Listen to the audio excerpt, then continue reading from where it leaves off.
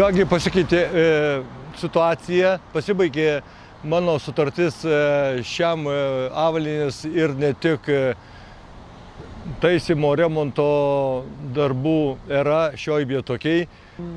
Negaliu sau leisti pasistatyti naujo kiosko, todėl kad jisai man ilgainiui neatsipirks.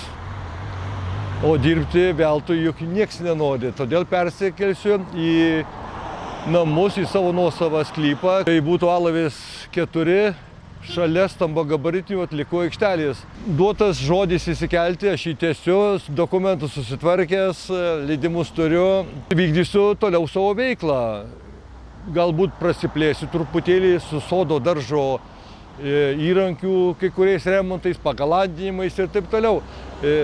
Ko nepadaro dirbtinis intelektas, Google, tą bandysiu padaryti savo rankomis, esu praktikas. Kai kūriausi šią darbo vietą, pirmas savininkas buvo bendramintis, kartu vedėmės komunikacijas iš šio namo. Daugelis gyventojų čia buvo nepatenkinti, tiesiog su pykčiais vos ne, kad jiems sustosiu gatvę, o po to patapau kaimynais, draugiškai sugyvenom. Labai žmoniškas, kruopštus, jau jis darbą kaip daro, tai daro. Gali jam padėjuot, pasiskūst, bet jau čia jau labai skūstis tai nereikia, bet čia visi pradėsim skūstis, tai bus salas. O čia beliko tik tais pagrindinis aparatas, kuris man pagrindinis talkininkas, siuvimo mašina, o visa kita, kiek aš čia buvau viską prisidėjęs, toj mažoj būdeliai, tai pamenkindamas pasakysiu, įsivežiau vos 3 mašinom. Nu visko reikia žmonėms. Daug kas žmonės atsisako nenori taisyti, tiksliau sakant, kam jiem eikvoti savo laiką, juk yra meistras, padarys, teisingai, taip, kiekvienas dirbkim savo darbą, ką geriausiai išmanom.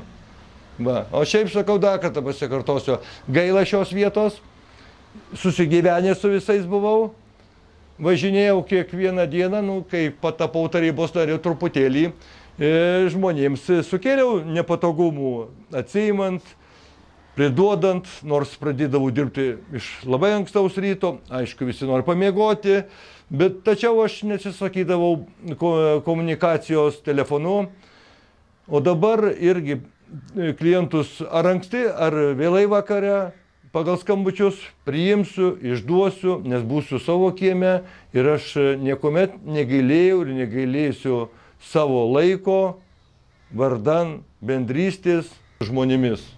Norėdamas jiems padėti. Kągi, yra užsilikusių. Kiekvienas galvoja, kad pas mane čia Marijos kabutėse vietos, kitąkart pikta, nebūna kur padėti.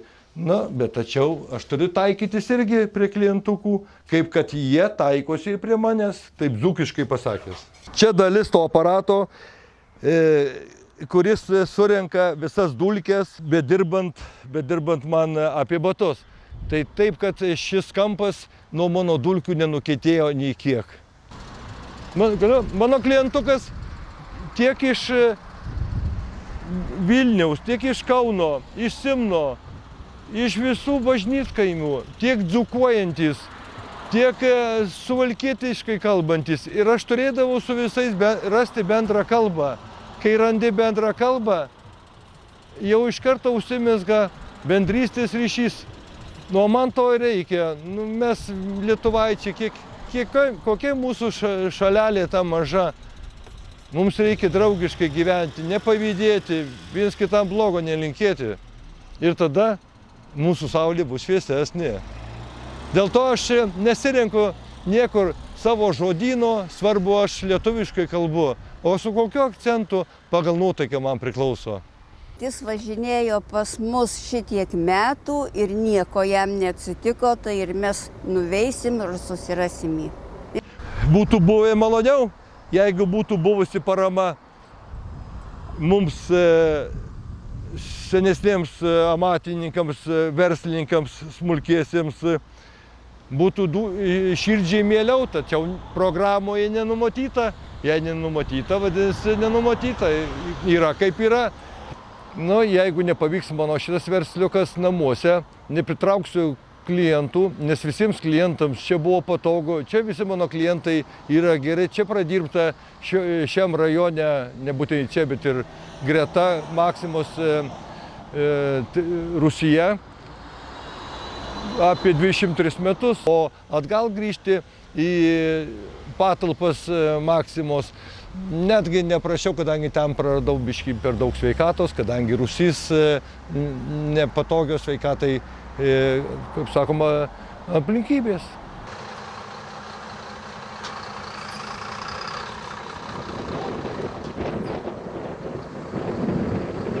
Viskas mano rankose, te duoda Dievas sveikatos ir lai būna taika virš žemės.